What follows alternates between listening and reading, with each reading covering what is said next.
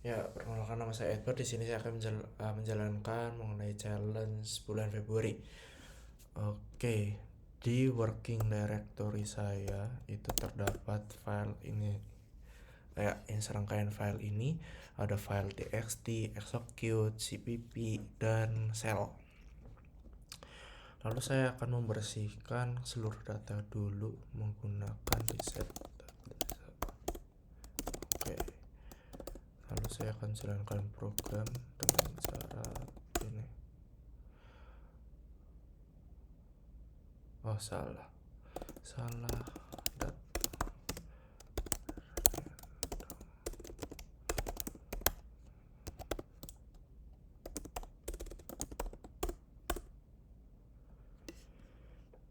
Saya akan kopas saja.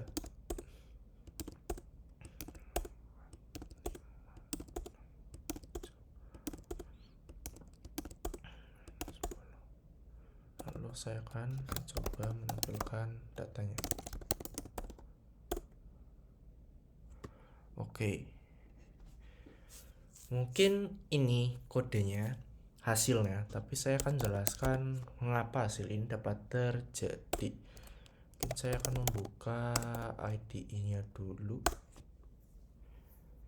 Oke. Ya, seperti yang dilihat di sini tuh saya mempunyai 3 jenis file berarti ya. 4, ada txt, ada shell, script shell, ada cpp.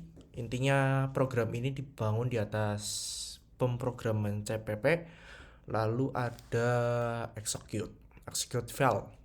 Nah, program saya itu sebenarnya cukup mudah menurut saya.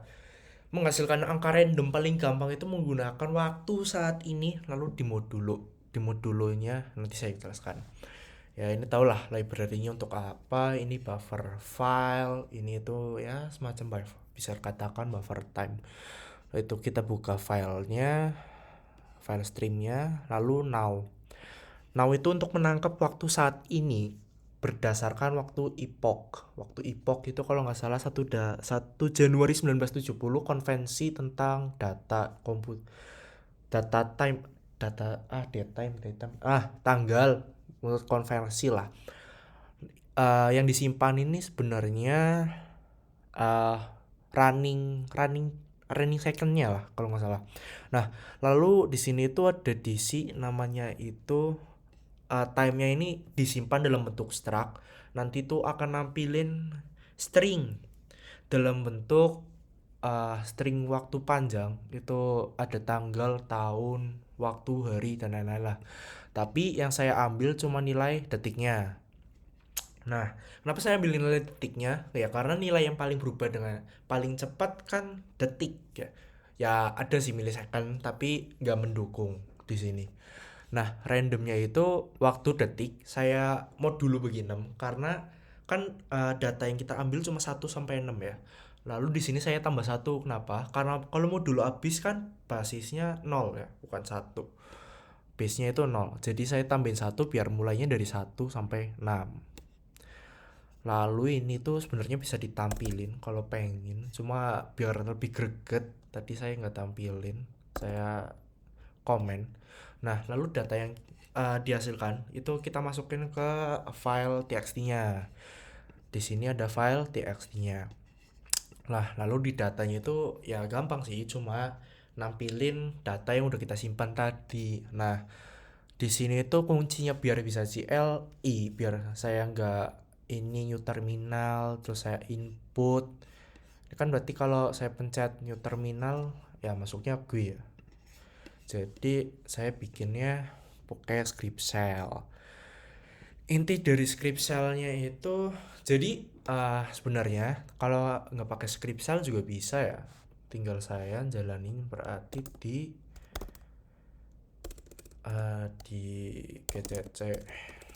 gcc terus di nama filenya apa, misal saya data cpp, lalu di ini ke execute-nya apa. Oh, salah gcc data cpp. Oh, salah sintak. Sorry, saya agak lupa, maaf kalau nampaknya plus. Bisa saya jalani sebenarnya seperti ini, misalkan data CPP lalu ke data, nampilinnya nanti berarti di data. Cuma kan lama kalau kayak gini dan nggak efisien kan, karena ada dua perintah yang beda, sel yang berbeda. Saya persingkat jadi satu aja, di run cell. Nah, ini tuh intinya ini bahasa planet lah, ngejalanin fungsi bash, terus nambahin kan tadi saya runningnya itu cuma nulis run buat ngejalanin ininya, lalu file cpp-nya. Nah, saya tambahin lagi file cpp-nya, tambahin execute file buat nampilin itunya lah. Nah, lalu tambahin lagi buat nampilin ini execute ya itulah exe file-nya. Kalau gagal nampilin ini, udah gampangnya kayak gitu. Nah, lalu kan saya tadi saya lupa nampilin apa enggak, tapi reset ini buat intinya itu ngapus data yang ada di file ini, sample.txt. Ya, itu penjelasan singkatnya. Kalau mau lebih advance, sebenarnya saya bisa menjalankan dengan persis. Saya ingin tahu data saat itu berapa, kalau dengan cara saya menghafal secara tepat runtime persis dari kode ini berapa, lalu misalkan saya ingin menghasilkan angka 5, nanti saya menjalankan program di waktu sekian dan hasilnya akan sesuai dengan saya inginkan. Jadi sebenarnya program ini nggak benar-benar random kalau kita tahu secara teknis bagaimana kode ini bekerja. Ya, gitu. Terima kasih.